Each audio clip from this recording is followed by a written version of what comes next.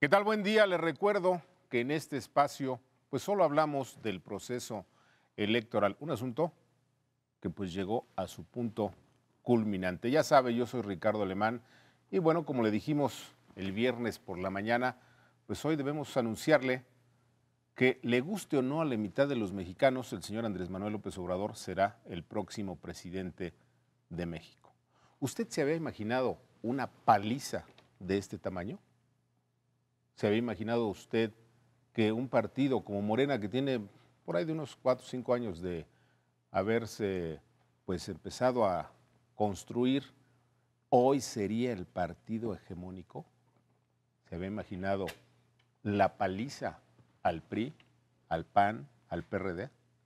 Bueno, precisamente pues para hablar de todos estos temas, cambiamos el formato de nuestro programa y esta mañana nos acompañan aquí en el estudio el maestro Jorge Lara, analista, conocedor político y de temas de seguridad, además de Fernando Duorak, analista político y electoral, y el maestro Carlos Arturo Baños, académico y analista. Maestro, bienvenido. ¿Qué tal, Ricardo? Buenos días. Maestro Baños. Muy buenos días, Ricardo. Fernando. ¿Qué tal, Ricardo? Muy buenos días. Pues arrancamos directo contigo, Fernando. ¿Qué vimos el día de ayer? Una paliza de Morena, una caída estrepitosa del PRI y prácticamente de todos los partidos. El día de ayer vimos un reacomodo que va a ser muy importante y va a tener efectos durante todo este sexenio del sistema de partidos.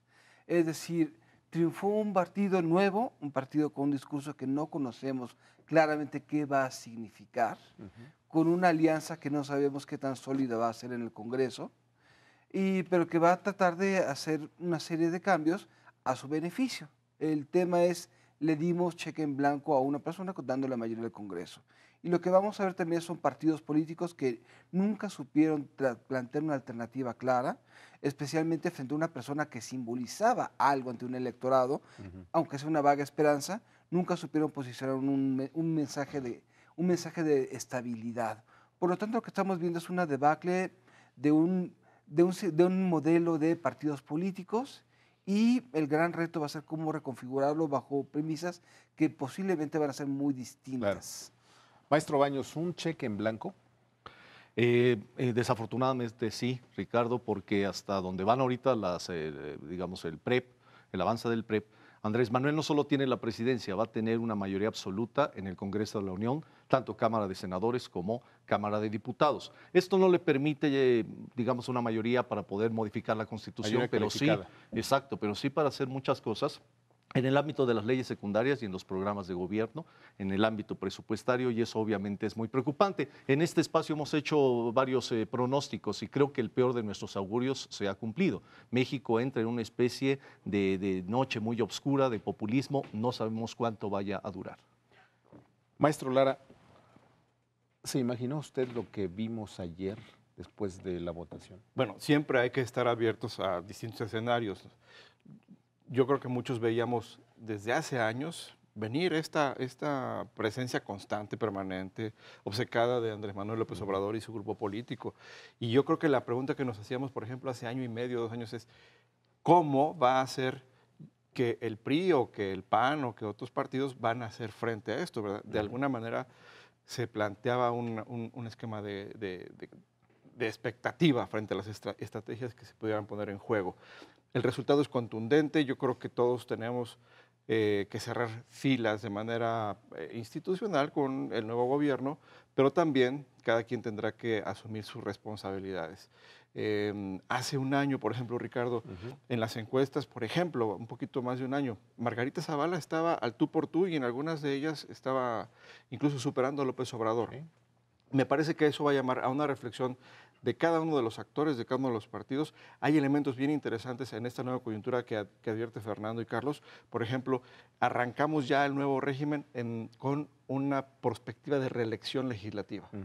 Y eso vamos a ver qué significa, ¿verdad? Con este Congreso configurado, como dice Carlos, y no dejar de lado algo muy importante.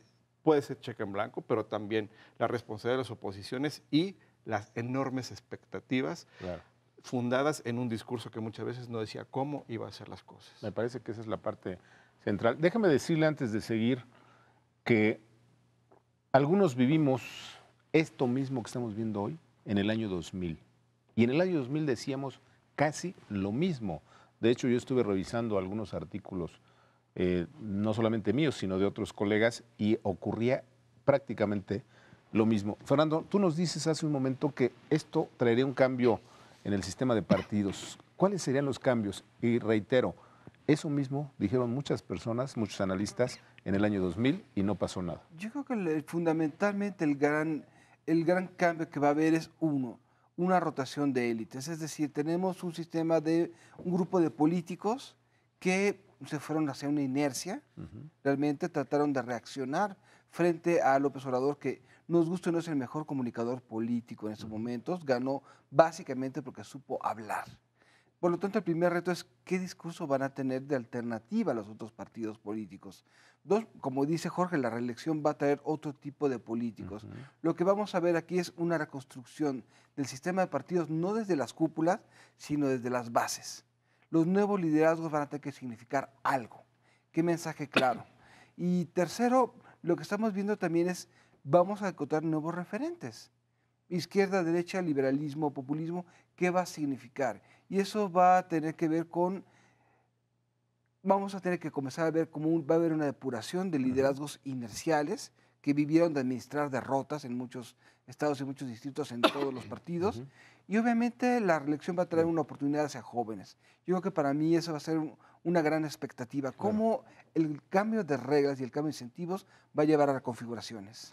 Maestro Baños, mucha gente dice que el PRI va a desaparecer, que el PRD está muerto, que el PAN se va a achicar. Yo, la verdad, veo al PRI ahora en el nuevo partido, en Morena. Es, en mi opinión, esa es la cuarta refundación. Sí, en términos inclusive irónicos. Me encantó tu referencia a Vicente Fox. En efecto, ahorita lo que estamos viendo es una efervescencia, una borrachera de carácter populista, sí.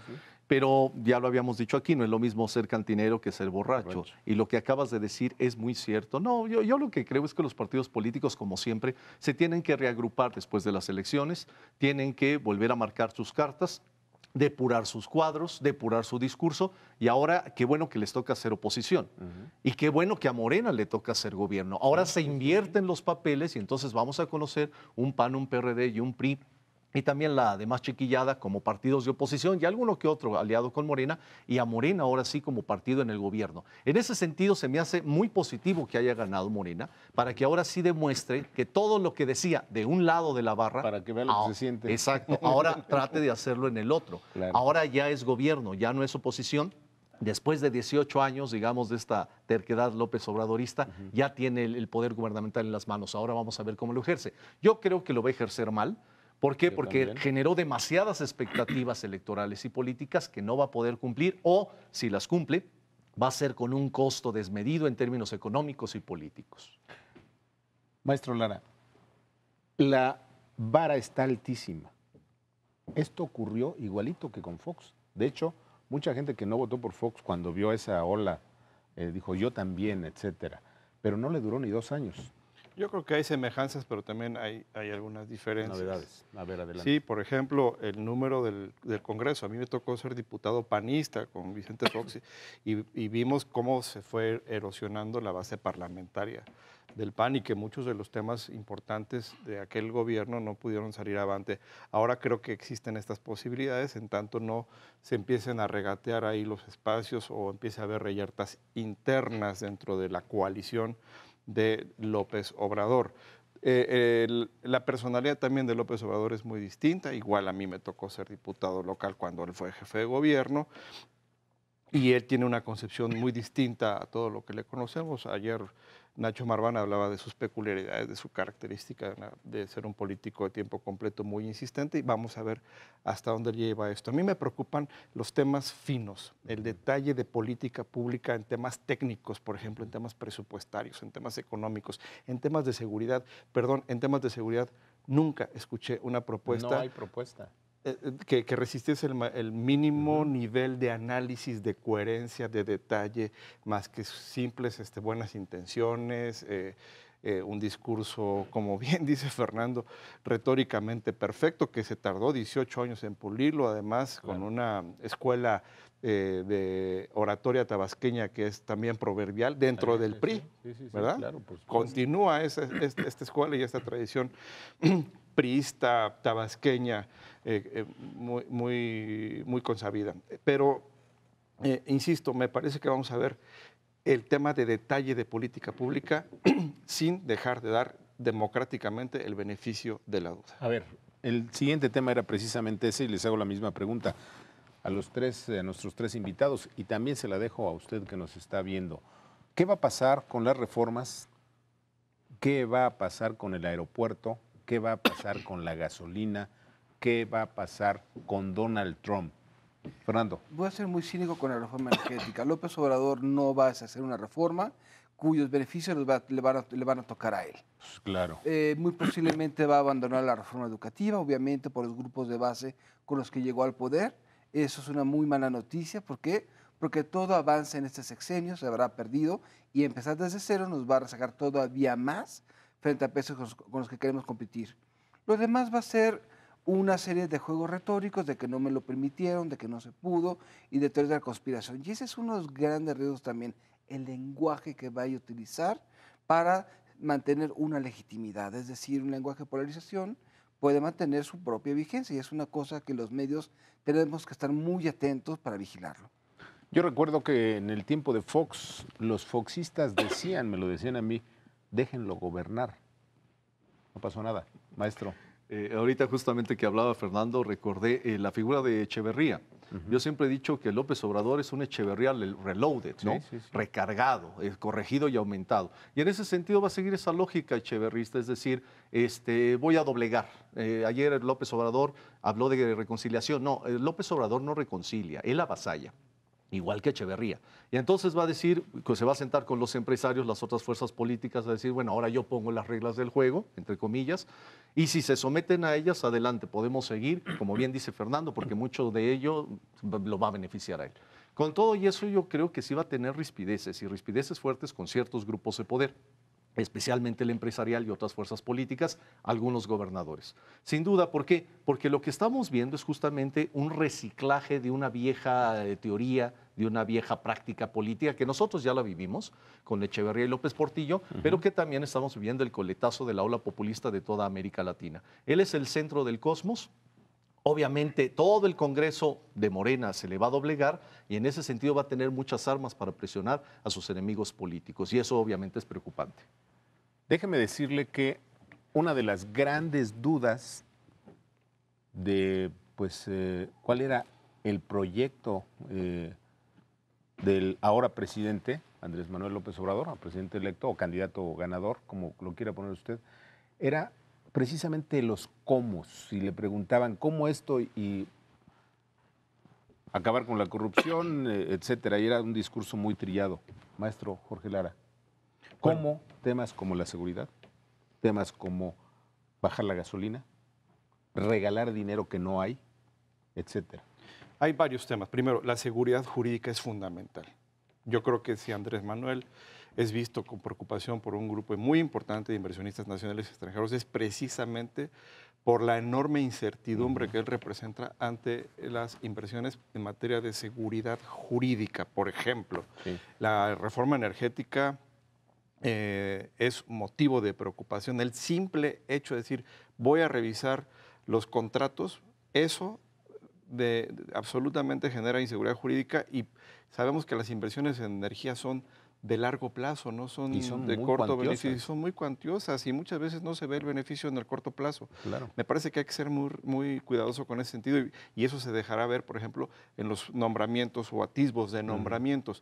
Mira, en materia de seguridad, yo deploro, me preocupa mucho, por ejemplo, la presencia de Mireles como actor protagónico. Todo lo vimos en una película, en un largometraje que se llamó Tierra de Cárteles.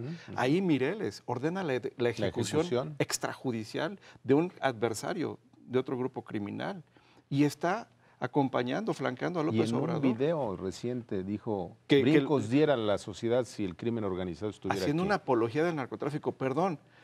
Y el presidente electo López Obrador debe entender, México tiene compromisos internacionales con la comunidad internacional en donde ese tipo de conductas son perfectamente reprobables y deben ser rechazadas. Entonces, vamos a ver muchos comos, vamos a ver temas de detalle, insisto, en política pública. En tema presupuestario, pues ya empezó a hipotecar el presupuesto del próximo año. Sí. Me parece que es muy loable la intención de fortalecer las políticas públicas a favor de la gente más desfavorecida, de la gente de la tercera edad, pero eso tiene que hacerse con una responsabilidad presupuestaria, si no, el salto hacia atrás, el túnel del tiempo va a ser inminente. Otra vez pregunta para los tres y se la dejo a usted que nos está viendo también. ¿Hasta cuándo el bono de esta elección para López Obrador? Fernando Dura. Yo creo que en cuanto a un círculo rojo va a ser un bono de unos 100, 150 días más o menos, como en todas las democracias. Y aquí todo va a depender de cómo nosotros comencemos a enfrentar esto. Es decir, López Obrador no es un político convencional, es una persona que va a tratar de aventar a la gente, es un gran propagandista y aquí hay que comenzar desde ahorita a atajar esto. El bono va a durar unos 100 días más o menos y a partir de eso va a ser un regreso a una política de confrontación y a una política de polarización. Y si nosotros caemos en ese juego, le podemos dar el control por el resto del sexenio. Claro. Maestro Baños, ¿los medios qué papel van a jugar en esto? ¿Van a seguir como hasta ahorita, que prácticamente todos se pusieron de rodillas? Sí, sí, por supuesto, Ricardo, digo, si ya en la campaña se habían puesto de rodillas y algunos ya habían entrado en la línea de López Obrador, ahora con mucha más razón. Pero cuidado, también se conocen límites. Entonces, en la medida en que él vaya presionando para tratar inclusive a la vieja usanza de poner la línea editorial de los medios, puede empezar a chocar con algunos. Otros se le van a someter de mil amores porque se le han sometido de forma permanente. Eso también hay que decirlo tajantemente, Ricardo. El efecto López Obrador en la presidencia va a revitalizar la prensa en México. Y eso va a tener sus puntos positivos y también sus puntos negativos. ¿Por qué? Porque sabemos, aunque él diga, lo dijo en el discurso de ayer, que ahora va a estar abierto a la crítica y que viva la prensa libre y el libre pensamiento, nosotros sabemos que ese es el discurso naif, es el discurso mediático del momento y de la emoción en ese sentido. Pero ya en el ejercicio del poder, inclusive el mismo también Vicente Fox en su momento lo dijo, yo por eso ya no leo periódicos, ¿no? ¿Por qué? Porque la prensa, hay que recordar que la prensa es el cuarto poder. Y en ese sentido hay que revitalizar la prensa crítica, una prensa opositora, pero opositora inteligente, justamente para estar poniendo los dedos en la llaga. ¿Cuánto tiempo le das a la borrachera López Obradorista? Va a ser diferenciada, mira, para sus seguidores va a ser eterna, porque eso es una relación de fanatismo. Cualquier error que cometa López Obrador se lo van a justificar e inclusive van a tratar de que aparezca como si fuera una virtud. Sí, ¿no? O víctima. Su terquedad la vuelven en virtud. Claro. Para muchos de nosotros nunca ha tenido ese bono, entonces va a haber una gran diferenciación entre los que nunca le hemos dado un bono democrático, menos a él, y sus partidarios que se lo van a dar eternamente. Claro. Vamos a tener distintos niveles y distintos tonos de gris. Maestro Lara, medio país, la mitad de la población le dijo no a López Obrador. Se partió a la mitad la sociedad. El electorado. ¿Cuánto le va a durar ese bono? Bueno, yo primero todavía no entra en funciones. Habrá que esperar este periodo absurdo de una transición tan larga como el que tenemos en nuestro país.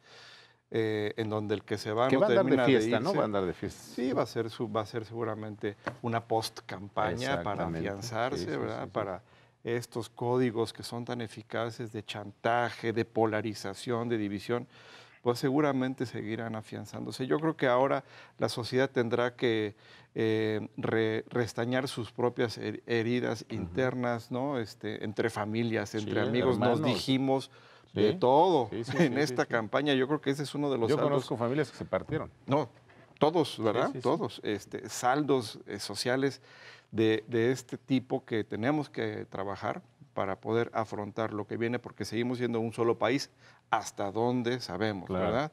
Y estas nuevas dilemas del arreglo político, por ejemplo, si vamos a transitar a un nuevo sistema político, a un nuevo régimen, como se ha planteado, el esquema de la reelección, pero bueno, la regla de la mayoría prevalece. Claro.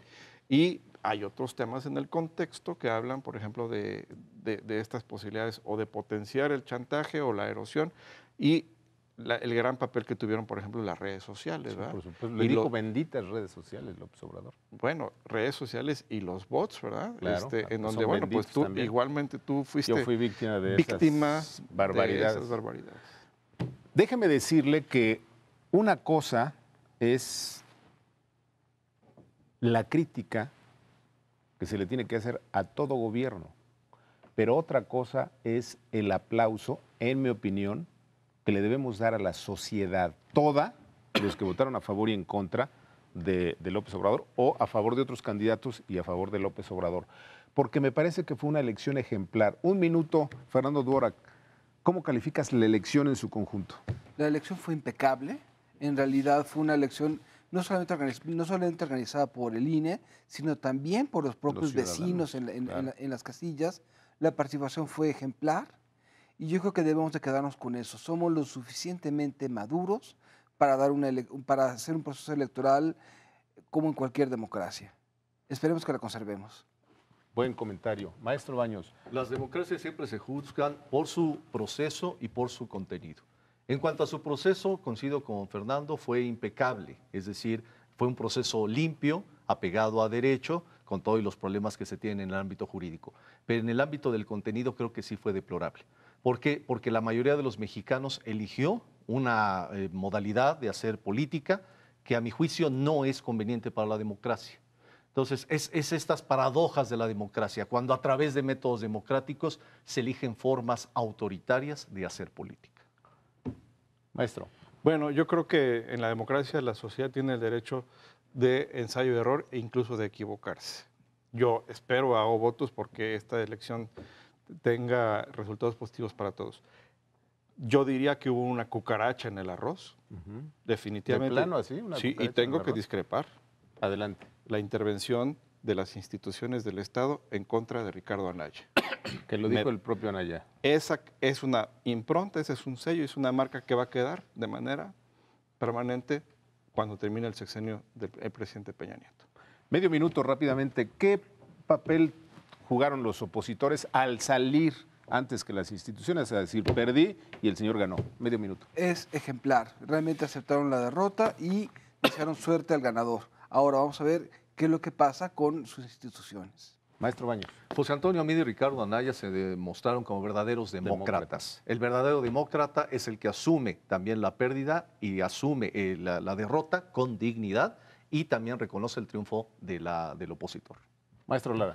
Que López Obrador y sus seguidores se porten a la altura del triunfador ante estas muestras de consecuencia y de democracia de parte de los opositores. Bueno, me están diciendo que tenemos medio minuto. ¿Qué hacemos con la sociedad que queda lastimada, la mitad de la sociedad que no votó por López Obrador? Medio minuto.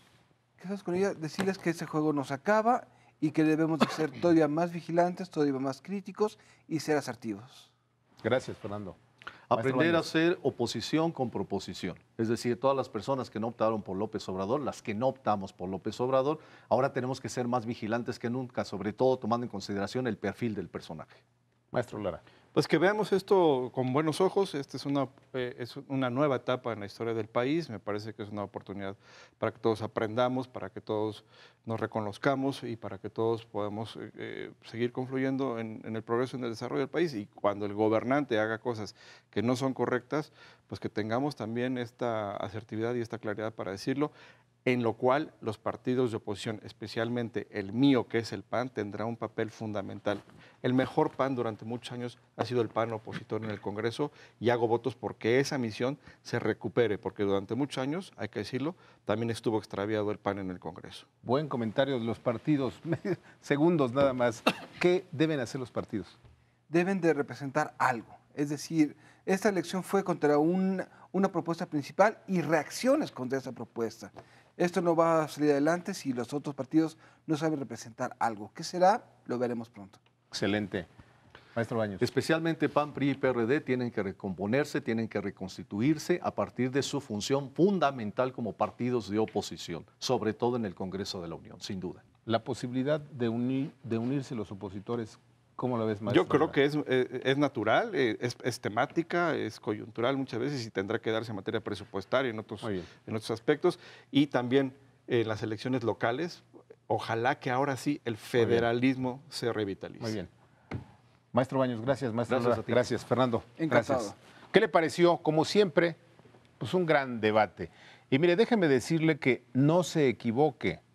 Podemos estar en desacuerdo con López Obrador, pero es el presidente. Y bueno, pues hay que tratarlo como eso. Por hoy es todo. Los esperamos mañana en Despertador Político.